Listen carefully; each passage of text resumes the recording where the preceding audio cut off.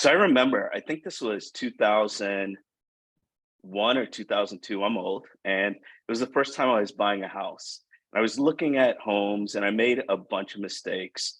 And I don't want you to make those mistakes. And of course, Donna doesn't as well. So joining us today is Donna Nieves. She's from the All in Miami Group, a realtor for us selling properties in Miami of all different price points, multi-million dollars, and we'll still do the rental for 1,500 a month if you can find one.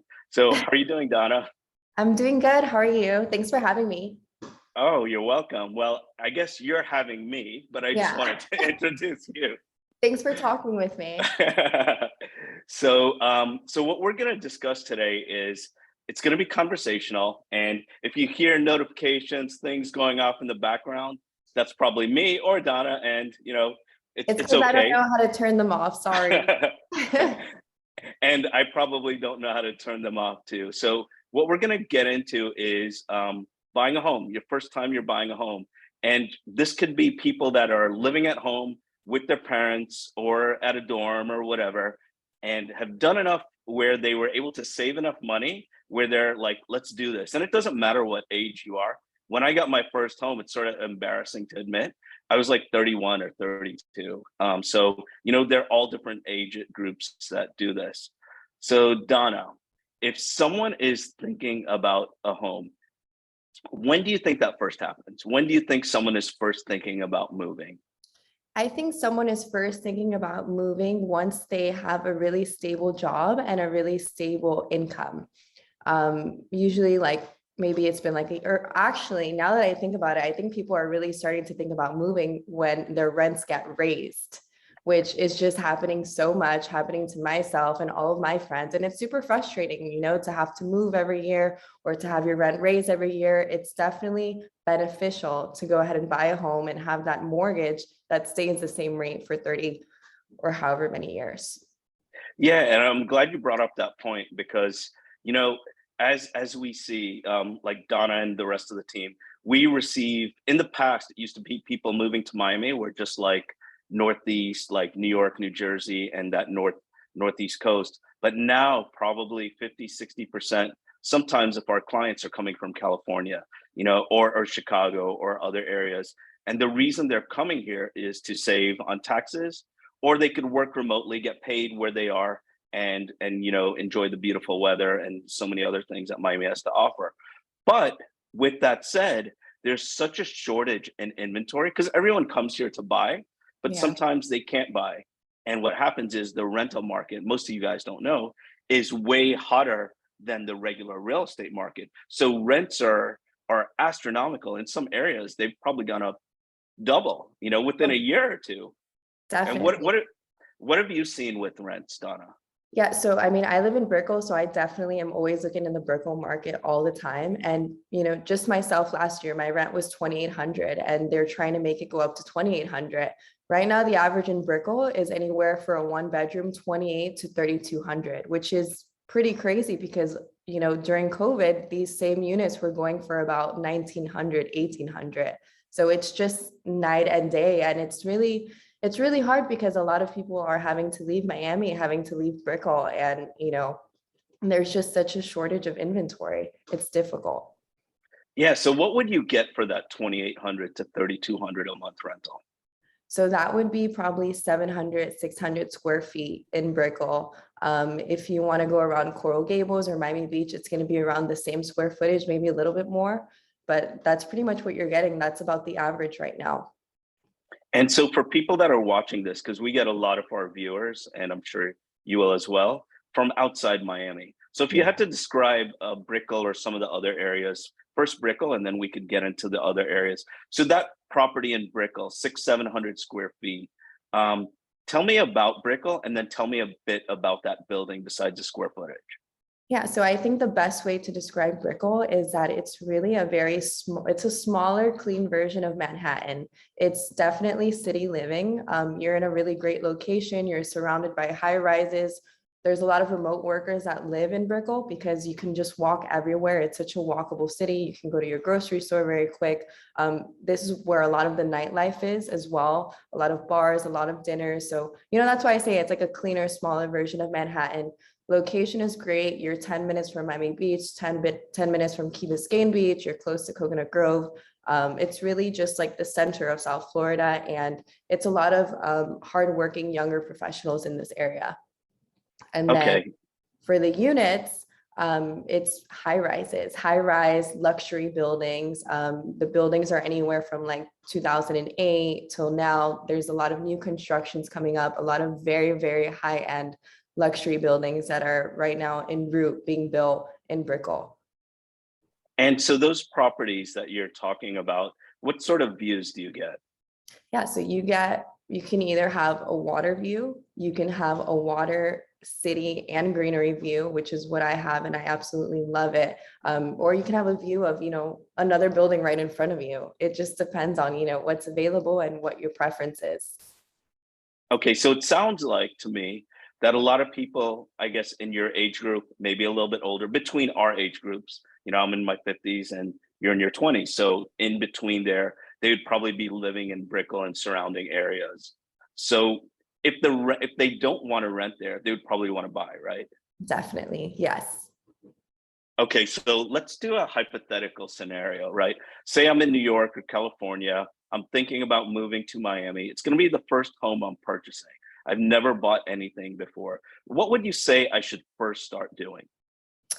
I think the first thing that you need to do is probably, one, reach out to a real estate agent so that they can give you referrals on a lender that they work with. You definitely want to speak to a lender and make sure that you can be approved for a home first. That's, if you're not paying cash. And, when you do speak to a lender, they're going to go through your finances. They're going to go through, your last 2 years of W-2s, taxes, 1099s. They're going to go through your pay stubs, your monthly bank statements, and they're essentially going to give you an amount for what you can be approved for. And then with that, you really want to dig deep into your finances and see, how much do you want to pay for a monthly mortgage, and go from there. You know what I've always realized, and I guess it's a trend I've seen, the people with exceptional credit typically want to pay less than what their budget allows. And the people with marginal credit are willing to go, they're more aggressive with their payment. Have you seen that? I actually have seen that, and I mean, to each its own. Totally. So yeah, one of the good things about Miami is there are probably things online that you can see where it says how much, if you're making this in California or New York, what would you be making, like take home in Florida? Because then you can get a good idea of what you're actually making. Right. Okay, so you figured out what you pre-qualified for, your budget, now what? Okay, so your budget, and I think it's really also important. We need to know if you want to live in a condo or if you want to live in a house. Because if you are living in a condo, we're most likely going to use a conventional loan, which is better for you to put 20% down, just because it's a little bit more difficult to get a condo approved. So if you want to do a condo, I would recommend doing 20% down, just because it's going to be, one, easier to get your condo approved. Two, you don't have to pay PMI, which is private mortgage lender insurance, which you pay up until you have put 20% down on your home. Or if you want to buy a home, we're probably going to do the FHA route. And that's also a little bit easier to get approved. So for those people that don't know what FHA, what is that? Yeah, so an FHA loan, it's a loan where you can put anywhere from 3.5% down, depending on your credit. You can even get approved with a 500 to 589 credit score. Your monthly mortgage will probably be a little bit more, but that's really your loan that you're most likely going to purchase a home, like an actual house with. Okay, that makes sense. So as far as so we know what we qualify for, we figure out what we're looking for. What about the area? What would you suggest for areas? How would you figure out someone would look for an area? And then after you tell me that, I'm going to give you a plug for one of the things that our team has done as well. Yeah, so I mean, for me, I think it's so important to understand what your lifestyle is, why you're moving, and what motivates you to move. Are you coming from New York and you're used to being surrounded by city living, and do you want to like be near the beach? Are you someone who already lives on the beach and wants to get into city living? Are you looking for something a little bit more suburban? I think it's really important to know what your lifestyle is, what your goals are. Do you have a family? Do you want to be closer to, better education? I think really just asking a lot of questions and what your why and your motivation is to moving will help me better help you. Yeah, that makes absolute sense. And so when a lot of people move, when they're coming to Miami, whether they're moving here or they're visiting Miami, I've noticed, and you can correct me if this isn't the same for you, people know Miami as Miami. They don't know Miami as Coconut Grove, Edgewater, Brickell, downtown, and all that. So it's pretty confusing, you know? Yeah. And I've learned that people are looking for, when they're coming to Miami, whether, Donna, do you ever get people that are asking you, hey, Donna, I'm going to be in Miami for a weekend. What should I do? Yeah, of course, all the time. And it's like, And well, my first thing is, oh, we're in Miami? totally. And then probably your next thing that you could say, whether you say this or not, is check out my Instagram stories or check out my Instagram account because you'll see a million places that are Yeah, amazing to go to, so right? many places. So since April of last year, the team and I, we've been creating this Miami neighborhood guide. And basically what we did is I'm going to share my screen with you. Hopefully it will work. Okay, perfect. So this is, if you go to miamineighborhoodguide.com, this is my little cheesy plugin that I'm doing, the ad for our YouTube. But if you go to miamineighborhoodguide.com, we have all the areas of Miami broken down. So we have like 35 to 40 hyper local areas. And unless you know Miami, you don't know Alapata, you Yeah. know? So, so it's in alphabetical order. And we realize that there are 5 things that people want to know besides a video of the area. One, just an overview of the area. Then maybe 5 things that you may not know about that area so you can test your knowledge. Then 5 things to do in the area.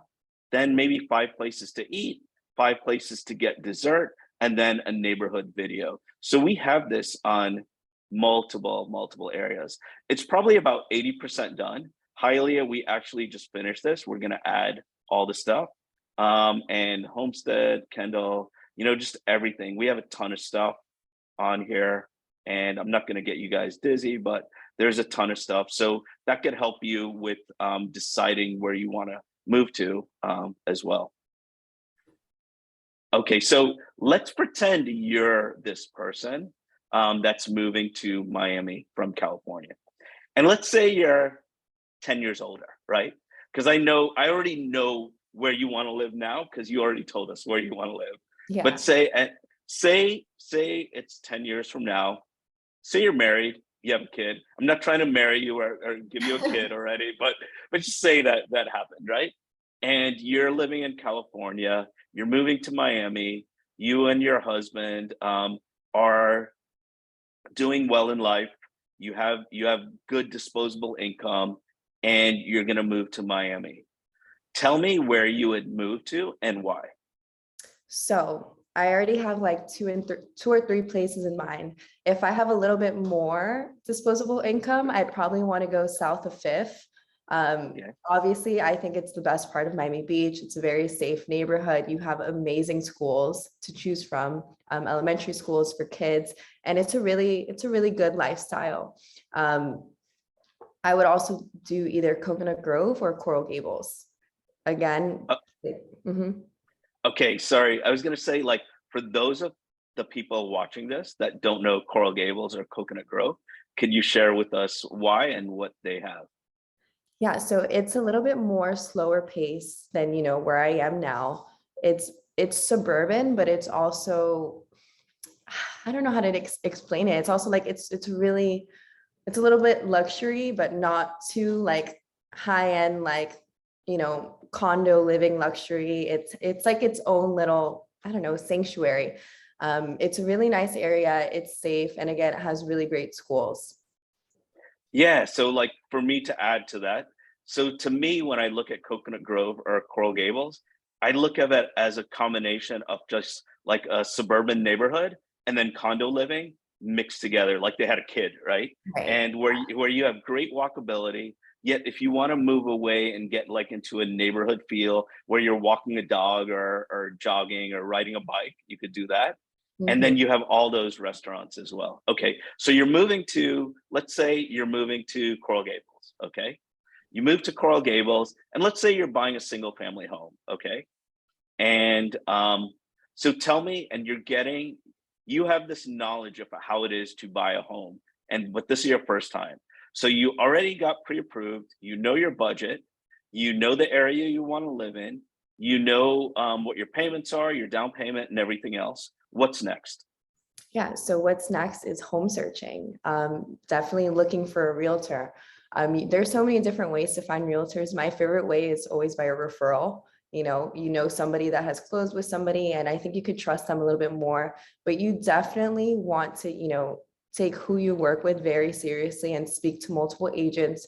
You're going to want to work with an agent that is not only really excited to work with you, but you want it to be somebody that you really click with and that is like very on top of everything. And you can tell that from the first couple of conversations with them for sure. Yeah, So you get. Mhm. sorry. I was gonna say because like I would if someone gives me a recommendation, and you would probably do this because you're younger than me and you guys do this. When someone gives you a name, you go on their Instagram, right? You get to know them by their Instagram. For sure. And I think that's a really good because anyone could give a good referral or recommendation, but it's like you said, Donna, earlier about that lifestyle, right? You don't if someone has a different personality than you, say you're very outgoing and that person is super conservative, they're probably not going to have the same things in common with you. So it doesn't mean that they can't help you well, but one of the things that our team likes to do is we want you to think of us like the people that you'd like to hang out with and then maybe on the weekend buy your home with, where it's fun. It should be a fun thing to do. Yeah. So yeah, I would recommend, I'm going to share Donna's Instagram in a sec now with you, just so you can get an idea of like how fun it would be to work with Donna. Okay. So she's Donna Snow. And Yeah. I don't know the background Yeah. behind that. So that's actually a really funny story. So the Latin and Hispanic people, they get it because my last name is Nieves. Oh, So that translates to snow. And growing up, my sister and I, we had like our MySpace accounts and we never wanted our parents to find us on social media. So everything was Donna Snow, Nicole Snow, like that way our parents couldn't find us. It didn't work. They still found us and stalked us. But now it's just, now it's Donna Snow. It's still there. and is this one or two? It's two. Okay, Someone that's took what the I. one. Yeah. Okay. Yeah, because I had a friend the other day, and she asked me. She was asking about the team and stuff, and I'm like, Donna, she has really cool things on Instagram, and she looked it up, and she did one, I guess underscore. I think that's what it's called, and Yeah. she's like, Donna, are you sure that's Donna? She looks like she's in like her 40s or 50s or whatever. I'm like, I think it's wrong. That's hilarious. So yeah, so Donna has like just different thing, realtor life closing. You travel a lot. What are things that you like? So I love traveling. I love sports. I'm a huge sports fan, a huge football fan. Amit, I'm a huge Steelers fan, which is crazy because I'm born and raised in Miami. But when you're from Miami, you kind of need to have a backup team, If not, that's just like torturing yourself. I love philanthropy. I'm involved in Big Brother, Big Sister. So I do have a little sister that I hang out with. And on the weekends, my friends and I, we like to go to the homeless shelters, foster animals, stuff like that. But I also really like high-end dinners. I like high-end, lounges, going to nice dinners. You can Just, see she travels a lot, right? yeah, I do travel a lot. That's kind of been my goal for like the last 2 years is to really just see the world. Yeah, that's awesome. And what it does, especially in Miami, because we get so many people from all over the world, right? So Yeah. to be relatable, you and Will on the team are like travel everywhere, so you can Yeah. get along with a lot of different people. What languages do you speak? You speak English? Anything else? No, I speak English and Spanish. That's it. And I speak some That's enough. French. Yeah. So if someone is French, would you understand what they're saying? You know what? I took 2 years of French in high school and I Okay. passed the class, but it didn't stick with me. I can like introduce myself and that's probably it. I know how to say French fries, pomme, potato. That's it. Well, you know more than me. Okay, so you find the place, you're looking at properties, you found the agent to work with. Now what? So you found the agent to work with, and this is like where it's the fun. This is like the fun time. This is like the best part. Your agent is always going to send you brand new listings. And I think it's so important to look at them the second your agent sends it to you. I can't tell you how many times I've had clients where I send them listings and then they take, until the next day to see it. And it's like, well, they're already, under contract. Like you have to move very quickly. So yeah. Also, I know everyone loves to shop by themselves on Zillow and whatnot. So definitely go ahead and check out Zillow, see what's available. If you see anything, send it to your agent and they can let you know if it's available or not. Yeah, I think another thing to add that Donna does for her clients is she looks for properties that you can't find online. You know, if you look on Zillow and Realtor.com and Trulia and all these other sites, it's great. But because we have established relationships with other agents and we know properties that are coming on the market, and Donna will know like she has relationships with other agents that sell in your area, and she'll ask because not everyone that has a property that is for sale wants to announce it to the world. The Right. person could be super private because they're getting a divorce, maybe they're moving and they don't want their employer to know that they're moving out of town or whatever, because when your home is on the market, a lot of people will find out and they'll start asking you a lot of questions. So Donna can definitely help you. Don't think that the inventory you see online is the only inventory. It's Okay. true. And honestly, usually the off-market listings that, the team and I find, they happen to be sometimes the best ones. Yeah, Jade on the team and I just found a property for these people who are from California, and they were looking for a townhouse in Coconut Grove. And I didn't know if anything, and I have my contacts. I've been doing this a while. Jade happened to know the developer's son. We found a property and we closed on it, a few weeks ago. So yeah, there's always those things that help. Okay, so you're looking at properties. So what sort of recommendations as far as like stress, anxiety, and all that would you recommend for a buyer? So I would always recommend not getting too emotionally attached to a property, just because real estate does tend to move really quickly. And you know what, if it doesn't work out, there's always going to be something else. Like maybe it's not meant to be, and you'll find something even better. Um, like I said earlier, don't take too long to schedule a showing. You really want to do things very quickly. And most importantly, don't feel like you need to see every single home. Um, I know some people, they like to look at homes for 6 months, 7 months, 8 months, but that's when it's really important to understand why you're moving and whether you really want to move or you need to move. So yeah, looking at a lot of properties might drive you and your agent a little bit crazy. Yeah, and I would add to that, don't tell too many people when you find a house you really like. Because what happens is if you see a property, you like it, and then you're under contract on it, a lot of things happen.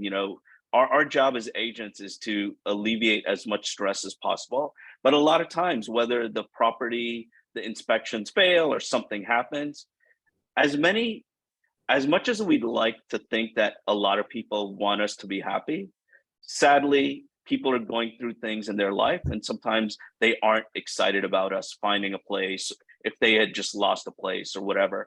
So, what happens is when you tell someone that you found this home, you're under contract, you have a lot of pressure because all of a sudden everyone asks you about it. Yeah. And it's better just to tell them, like, when you know you're going to close, then you can tell them. But prior to that, I wouldn't recommend that. I wanted to also add to this. Donna and I and the team know that a lot of times when you send us properties that you've spent an hour, 2 hours, or 10 hours looking at properties, we know that you've spent a ton of time looking at properties to send us 3 or 5 properties. And it could get super frustrating unless you know that sometimes when we are reaching out to agents, they don't respond to us, meaning they either have the property under contract, something's up with it, and they just don't respond. So when you send us properties and you send us, say, 5 or 6, and we call you back and say or text you back and say we only got 1 or 2 appointments, it's not because we don't want to show you the properties. It's because there's something there. We also know that sometimes to see a property, you have to adjust your schedule during the day. You have to take off work or whatever. And we have to apologize to you up front. There are going to be times where you schedule your day, you change your plan for the day, you meet us, you drive an hour in traffic to meet us there. We get to the property, we open the lockbox and the key is missing. Yeah. And we're sorry. That happens, we have to let you know, and you should have this, we're sort of planting the seed because things happen when you're buying home. It could be an agent, and not everyone is nice. An agent has a customer that's excited about a property. They keep the key so no one else can see it. So those things could happen. So we apologize up front for that. Yeah, we're really sorry. But you know what? Sometimes there's nothing you can do. It's just like the name of the game. It's unfortunate. I wish everything could always go perfect, but it's not a real estate transaction if, one little thing didn't go wrong. Totally. So I wanted to touch on what you said, Donna, about seeing a home the second it comes on the market. So like if you're, so again, you're that mid 30-year-old person looking at homes, and say you and your husband, and maybe your 3 or 4-year-old kid is smart enough to look at properties, and you guys are super motivated to move to Coral Gables, right? How often do you think you're looking at your apps for properties in a day? Probably, me personally, every day. And like many times a day, probably? Probably, yeah. Probably 2 or 3 times a day. Yeah, and the majority of people will do that, if not more, right? So the reason Donna is saying to immediately make that appointment is because the most motivated people are looking at those homes right away. If a home's on the market, sorry, we warned you guys, but the people that are looking at property that are the most motivated are looking at the properties the moment they come on the market. And if a property is on the market for like 5, 6, 7 months, that means a ton of people have rejected that property, whether it's the price, whether it's the property, whatever it is, it's a rejected property. So those are going to be the stale properties that you're going to see unless there was a recent price reduction. Right. Okay, so you found the home, you already knew how you basically you figured out how to be calm during this transaction. You're looking at homes, you find a home that you like. You and your family are excited about this home and you want to get this home. What happens now? Now we write the offer, which is really, like, for me, it's my favorite part. You're going to write your offer, depending on if it's a condo or a home, or if you're a veteran. We're going to figure out what type of loan we're going to be writing in the offer. It's super important to ask your realtor, as many questions, any questions that you have with the offer. In your offer, I don't know if you're going to do an inspection period, but it's going to detail how many days you have to inspect the property, your expected closing day. All of that's going to be on there. Depending on how badly you want the home, you're going to want to ask your agent what it takes to be a competitive, to have a competitive offer, and what offer is going to help you win. Yeah, that's good information. And so, like, I would also recommend when you're putting in an offer, a big mistake that people make is when they find a property and they figure out what they should pay for it, they look at previous sales.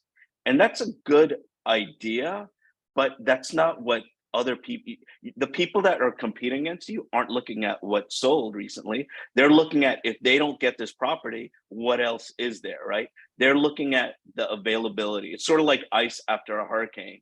The day before the hurricane, or 2 weeks before the hurricane, you can get ice really cheap because there's a ton, but after the hurricane, there's very little and you have to pay what you got to pay. So that's what happens with buying a home. Another thing is, no matter how much Donna or I or anyone else tells you what you should pay or how what you should do, we can't control it. At the end of the day, if you ask us our opinion and you feel that you could be more flexible with it, then be more flexible with it. This market that we're in right now, a lot of times we don't have the chance for a counter offer. They're not going to just look at your offer and say the property's 500, you offer 450, and you tell Donna, hey, if I need to pay 510 for it, I'll pay it. They're not going to take your 450 offer. They're going to take the other offer. They're not even going to call us back a lot of times if it's so bad. Yeah, and honestly, I wouldn't be surprised if there were listing agents out there who wouldn't even like present the offer. Obviously they have to, but I'm sure they are. It's just how it is right now. Yeah, totally. So like on the contract, what are some of the major things that people that obviously it's like 12, 15 pages, whatever it is, depending on the transaction. And of course, there's a ton of stuff that people aren't going to understand, but what are like some of the major terms that are going to be like, that they should be interested in?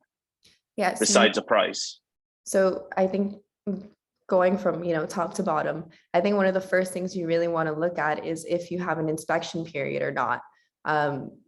Depending on your contract, you can go ahead and inspect your unit or your home during X amount of days. And if something does come up in the inspection, you can go ahead and cancel. And again, once you actually do have an inspection, there's going to be a million things that come up on the inspection report, especially if you have a really good inspector.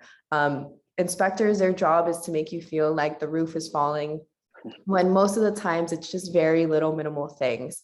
Unless if it's like a huge, issue with the home, I wouldn't worry too much about it. Yeah, it's funny when you mentioned that. I think about real world situations. Say, Donna, you're an inspector. You're not an agent. You're not a buyer. Now you're the inspector, right? And I pay you. Say I pay. Inspections could cost anywhere from like $350 to like $1,000, $1,100, depending on the property. So say I pay $800 for you to inspect the house, the pool, do a few other things, and you're there for 2 hours. And then when you're leaving, you give me a high five and you say, it looks good. Compared to you give me a 30-page report and you pick apart everything. And even though like, if you give money and they don't give you like a good report where they show a bunch of stuff that's bad, you're going to feel like the inspector didn't do their job. But at the end of the day, in your mind, you just want to know, is it yes? Is it going to rain or is it not going to rain? Like the weather report, right? You don't care about the barometric pressure or any of this other stuff. So, okay, so you do the inspection. So like a few things I want to add to what you're saying. So on the contract, there are like time periods. Okay, there's time periods. And the time periods on our contract in Miami, in Florida, is if it's 10 days, it's 10 calendar days. It's not 10 business days, it's 10 calendar days. And it doesn't end at 5. So if it's 10 days and say it ends on a Wednesday, it ends at Wednesday at 11:59 p.m. If it ends on a holiday or a weekend, it goes to the next business day at 5 p.m. You don't need to remember this, but this is just, it's not business days. Another thing I wanted to add is when you put in your offer, and I know you haven't got there yet, but I guess I jumped ahead. There's an escrow deposit. So that typically on the escrow deposit, if you're buying that $500,000 property, typically if it's a cash transaction, it's 10%. And if it's a finance deal, it's 5%.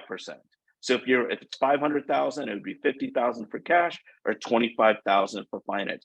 It's much different than a lot of other places in the country. So okay, so now that I interrupted you, yeah, no, you're good. I'm really glad that you brought up the escrow. So one thing that I really always pay attention to is if there's an appraisal contingency or not, which the market's a little bit crazy right now. So I know people are making offers without the contingency, but if you are, that's definitely something that you want to pay attention to. If you do have an appraisal contingency,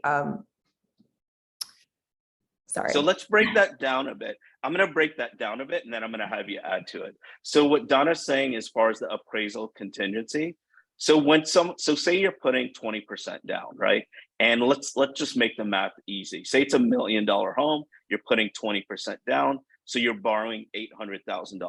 That's what you would do. But the bank, to be a bit conservative, they have to appraise the house and make sure the value of the property is in line with what you're paying for it. And again, banks are very, very conservative because they want to own the house, right? Because they're lending on it. So let's give an example. So this $1 million home, they do an appraisal. It appraises for $1,020,000. Everything is good. The person gets the lower of the sale price of the property. 20% of the million is 800,000. That's what they borrow, and that's how it is. But say that $1 million property you're buying appraises for 900,000.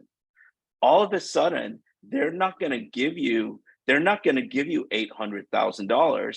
They're going to give you 80% of 900,000. So you'd be getting 720,000, not 800,000, and you would have to put in that extra $80,000. So when Donna says an appraisal contingency, this protects buyers. Typically in a normal market, you're gonna have a contingency that says if the house doesn't appraise or the condo doesn't appraise for the value of the sale price, you can either do one of three things. You can back out of the contract, you can just take the property and pay the difference, or you can renegotiate with the seller and try and renegotiate. Doesn't mean the seller has to agree, but you have those three options.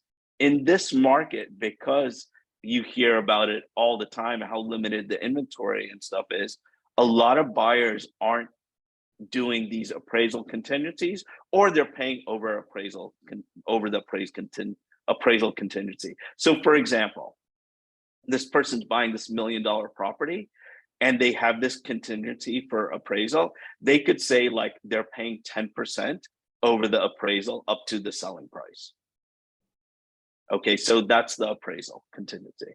So with this inspection, so what happens with the inspection, Donna? You go to the house, you're buying this house, and your inspector does stuff, and you break it down. Like, first of all, you see 30 pages, you're like, holy crap, this is crazy. But then you and your family break it down, and you see it just like cosmetic stuff that you were going to change anyways. Plus, the house is older and whatever, and we're in a tight market now for inventory. And you're thinking about it. What are your options now? Yeah, so depending on the market and how badly I do want this home, I might ask the seller for credit at closing, in order to cover the cost of what does need to be inspected, or I might just take it as it is and deal with it because I really, really don't want to lose the deal. Or if it's that bad, walk away. Yeah, so good information. So what she said subtly, what you may not have understood, is she did it the smart way, right? So like, say this $1 million property again. Say they found like $30,000 worth of stuff, and it was really only 5,000 that bothered you a lot. So instead of lowering the price, so what a lot of people do is they lower the price 5,000. So instead of $1 million, it's $995. And at the end of the day, that $5 extra is only, $5,000 is only going to lower your mortgage payment, I don't know, $30 or whatever it is. But the way Donna does it is better. She asks the seller for credit at closing. So when you buy a property, which Donna will get into later with closing costs and stuff, and that's money you have to give out of pocket. But if she says that the seller will credit her this amount of money towards closing, it's less money you have to come out of pocket, and you can use that cash to do the things that you said. So good information there. Yeah, definitely want to make our closing costs as little as possible. Big fan of that. Right, totally. So Yeah. what are some of the costs that someone would have to pay out of pocket besides their down payment on the property? Yeah, so of course you're going to have to pay your down payment, which usually is going to be about, 20% down. There's so many different factors that do contribute. You have your closing costs, your appraisal cost. You have to pay the title company, the lender. You have to pay county deed recording taxes and insurance. And I know this sounds like a lot, but a good rule of thumb for like the title company, it's going to be anywhere between 2 to 4% of the total sale. Okay, so if someone is putting 20% down, if they think like conservatively 25% down, an extra 2 to 4, maybe 5%, then they would be okay. Yes, I would plan for anywhere around 25% for sure. Okay, and even though Donna's saying like 20% down, I think you don't have to put 20% down, Right. but in this market, if you put less, it's sort of hard to get your offer accepted. That's it. Did Yeah. you hear my thing go off now? No, I didn't. Oh, damn. It was my brother's Wordle score from yesterday. So whatever. Okay, so we know he threw me off a bit. So the 25%, what other costs, money out of pocket, are you going to be giving besides closing costs, down payment? Oh, your home inspection, that's going to be around $400 to $500. And, you obviously want to get that home inspection just so that you're not blindsided. You have to record the taxes, and you do also have to pay home insurance. When you do buy the home, you usually have to pay 1 year upfront. And usually the lender will go ahead and keep that in their escrow account and pay it for you over the year. And then after a year, you can usually go ahead and pay it to the insurance company directly. But that you do need at closing upfront. Yeah, and the reason, like Donna said, your lenders do different things, right? Every lender is different. So some will make you pay for the year, some will make you pay a few months. It just depends on the deal. Another thing that she was going to mention, but I'm butting in, is the appraisal. When you do an appraisal, your bank is going to have you pay for that upfront. Sometimes they'll credit it back to you, very few times now, but it's probably going to be, I don't know, I've seen from like $400 to $900. So, assume it's easier if you assume it's more than what it is to get money back than to be tight, So you're buying a property, you're doing all this, about buying a home. What are some things you shouldn't be doing during this time your loan is approved and all that? Oh my gosh, there's so many things that you should not be doing. You should not be looking for another job. We do not want to switch jobs. We do not want to take a new line of credit. We do not want to skip a payment on our credit card bills because that will just totally blow your deal up entirely. We don't want to make large purchases. We don't want to buy a car. We don't want to buy a boat. We don't want to do anything that will, potentially risk our pre-approval and getting approved by the lender.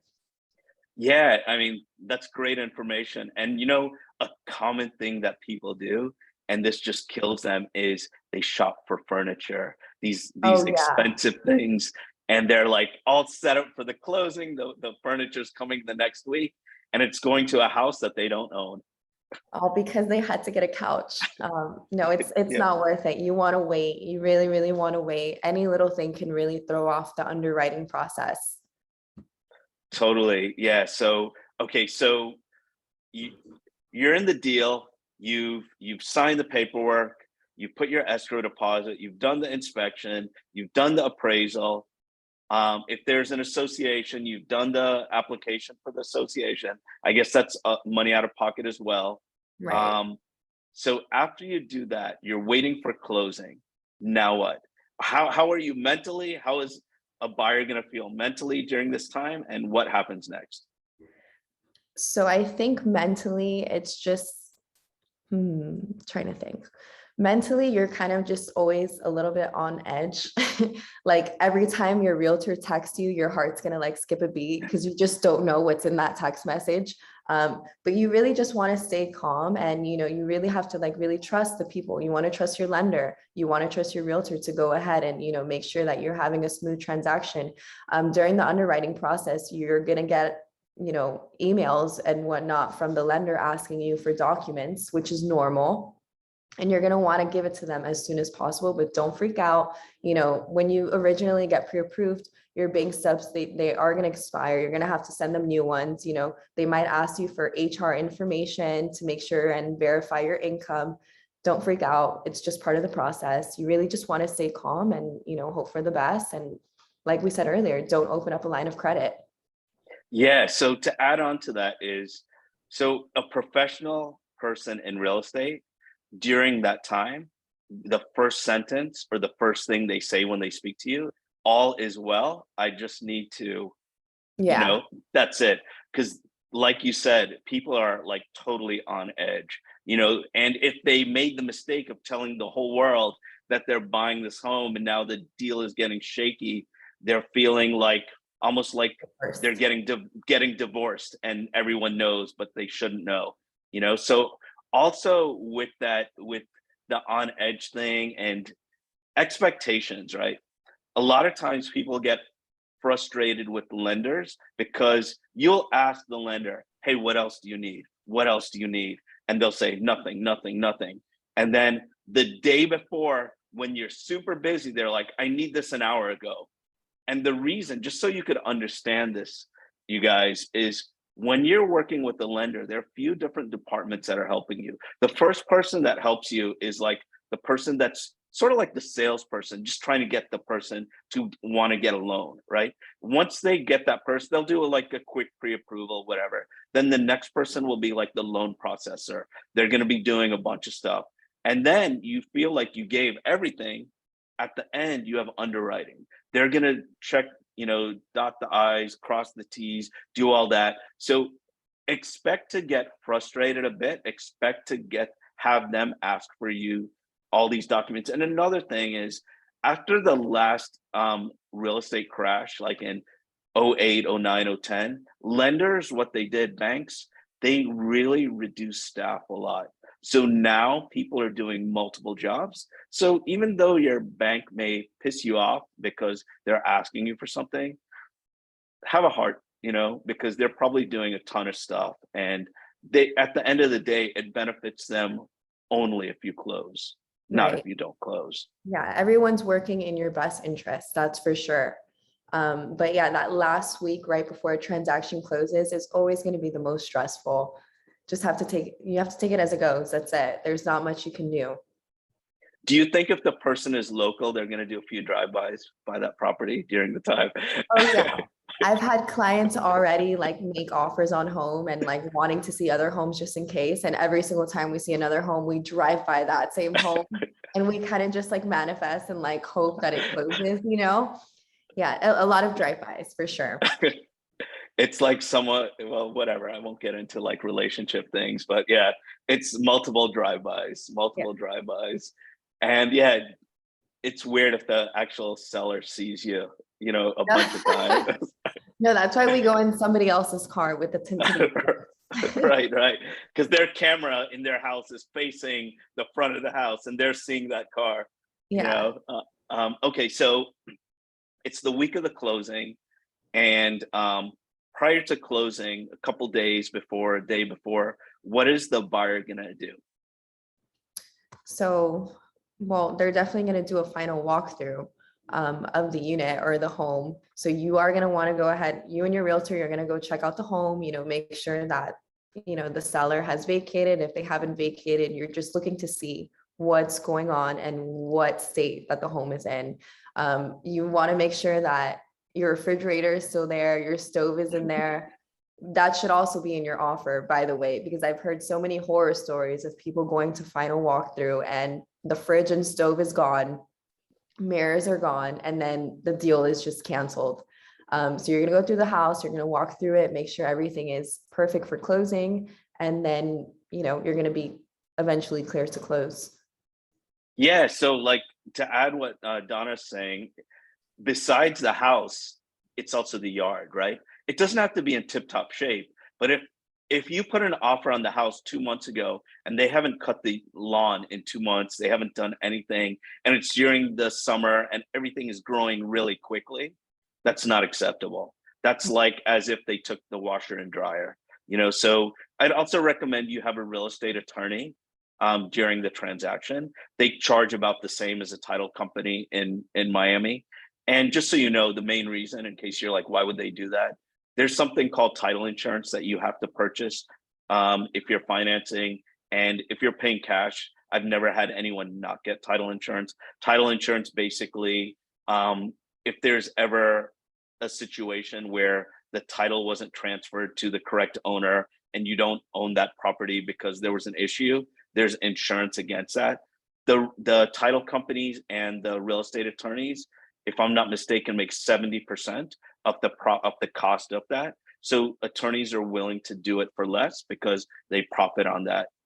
So I would recommend getting that. So a day or two prior to closing, you're gonna wire your money, and just like you wired your deposit, to the title company or the real estate attorney. One of the sad things about South Florida is we have a huge amount of mortgage fraud, as well as multiple other areas of fraud in South Florida. But because of that, even cashiers are bad. Cashier's checks are bad now a lot of times. So I wanted to add this too, and I forgot to add this, is wire fraud, right? So like when you're getting emails, like these hackers are getting way smarter than in the past. Whenever you're gonna wire anything, make sure you speak with someone on the phone at that place where you're gonna send the money. Because hackers, what they're doing is they're red flagging an account knowing that this email is going to be doing a real estate transaction, and they're just going to watch behind the scenes throughout the transaction, and right before you deposit that money, they're going to divert it. So yeah, be careful about that. Yeah, I know for myself and a couple of deals I've done, we've actually done everything at the title company just for a little bit of peace of mind, like being there with them, like, okay, this is like the number, this is what we're doing. Okay, we're waiting. Okay, they got it. We're good, you know? Yeah, that's going over and above. So that's great. That's great that you did that. Because it's tough, you know. I had a friend that their buyers they messed around with the email, and this hacker did this, and they were transferring the money, and it was Friday and it was going to the wrong place. But because it was the weekend, they were able to divert it, and they were luckily able to get out. It was $400,000, you Wow. know. Yeah, so yeah, some horror stories. And if I'm not mistaken, I can't remember the exact math, but I think if it was about 1 in every 5 transactions in Florida, there's attempted wire fraud. So it's a huge number. Okay, so you gave your deposit, it's the day of closing. What's going to happen? Are you going to be there with the buyers? I mean, with the seller, with the attorneys, everyone going to be together? How is it going to work? So this is my favorite part, closing day, of course. So your agent and your lender, they're gonna go ahead and schedule the closing. For me, the way I do it, I always do my closing table at the title company. And they'll have like the champagne there, and then they'll go ahead and sign all of the documents, and then you get your keys. They're the ones that make sure that the wire transfer went through and everything is smooth. And it's honestly just like a really fun process. You get your keys, you take your pictures, you pop your champagne. It's fun. Yeah, and I wanted to add to that because Oh, Miami is a little bit weird, because a lot of times we create laws that aren't really laws. So like in the real estate contract, it says, and I'm not an attorney, Donna's not an attorney, so you could double check me if you want, but based on the contract, a closing takes place when everything is signed and is done. But in Miami, a lot of people, and these are really, really experienced agents, experienced sellers, they think a closing takes place when that seller is funded. Meaning, when you close, you sign the paperwork and you do a transaction, they have to send the paperwork to the lender sends the money to the title company or real estate attorney, and it could take the next day. If there's a weekend, it could be the next day, and then they hand the keys. And typically that's what they do, but that's not the case. But instead of getting uptight and making a big deal about it, I would say assume that you're going to get the keys maybe later, unless you're paying cash, or you gave the money, your lender funded that title company or a real estate attorney, and then you do it. But the way Donna's saying is the correct way. But people in Miami are crazy sometimes, so they Yeah, do that. I've had a listing agent hold the keys hostage until everything was, everything, the wire was set, but she wanted all the funds in the bank account. So we were at the title company for a couple of hours, but the title company was awesome, and everything was awesome, and we were able to get it in by the end of Friday. Yeah, it happens so often. So don't assume that the day you're closing, you may not get the keys, because it's better to plan that. And I would recommend, if you're doing a closing, don't do it on Friday if you can help it, because what happens is, with banks being closed and all that, and if you're delayed, if you typically, and again, I could be wrong, but when there's a wire done, if it's after 2 o'clock, it typically goes the next day to the account. So if you do a closing, close to the afternoon, and it's after 2, the funding may not take place until the Monday. And if you had scheduled a mover on the weekend, it may get a little hairy. Yeah, don't do Fridays. I totally agree. We learned that the hard way. Totally. Okay, so congratulations, you got your home. Now what? So I guess I asked you a hard question. Yeah. So FPL, water, power, all these things. When should this person do it, and how should they do it? Should they just reach out to you, or what should they do? Cable. I definitely think I don't mind being reached out to. I think it's a good idea to reach out to your agent, because your agent can still communicate to the other agents and the sellers to see if there's anything, that could prevent you from setting up with FPL, changing the, cable company, or like even alarms and stuff like that. Like, I've had people purchase homes and the old alarm code is there, and we need to figure out how to fix it. So definitely reach out to your agent if you do need help with these things, but you're going to want to set up your FPL and stuff like that. Water. Totally. What I realized from previous clients, actually, it was my sister.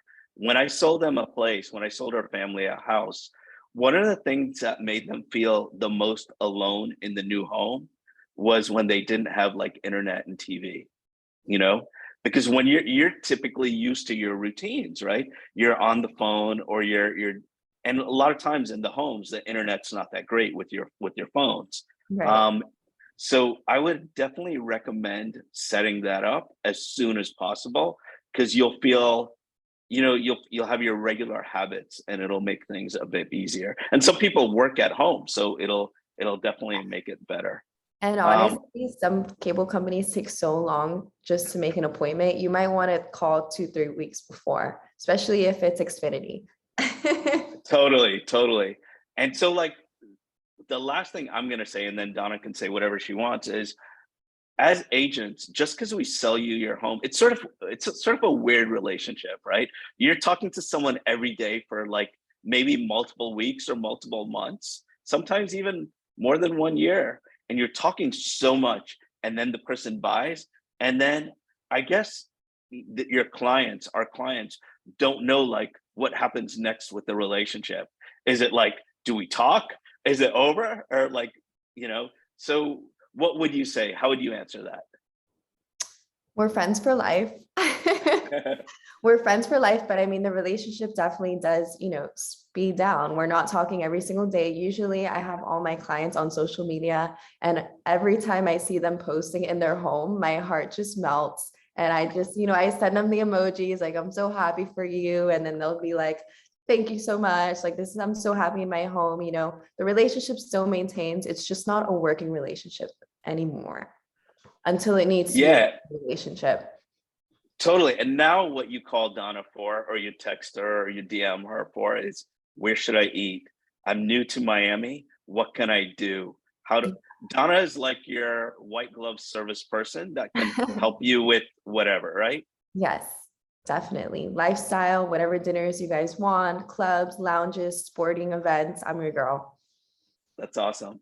Anything else before we go? Trying to think. I think we covered a good amount today.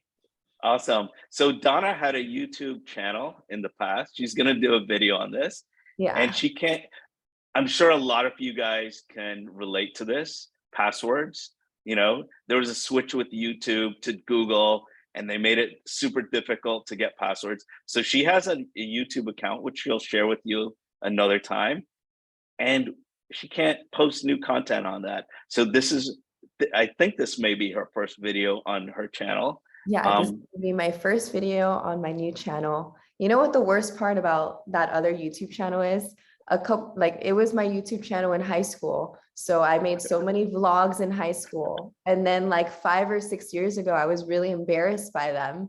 So I put them all on private, but now I can't even log into the account to see Oh, any of the videos. It's bad. oh man, It's really that sad. sucks. Yeah. That sucks. But yeah, so make sure you subscribe to Donna's channel and hit the notification bell, because you'll get them released as soon as they're released. And if you like the content, make sure you share it with someone. I'm going to post this on my YouTube as well. And thanks for watching us, guys. Yeah, bye.